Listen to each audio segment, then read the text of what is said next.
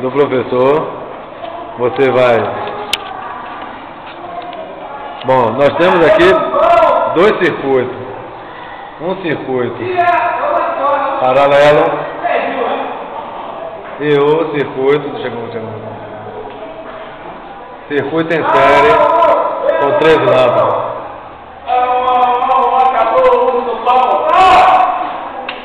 Nós estamos agora na divisão de uma carga 127 em 13 lâmpadas de 60 velas. E vamos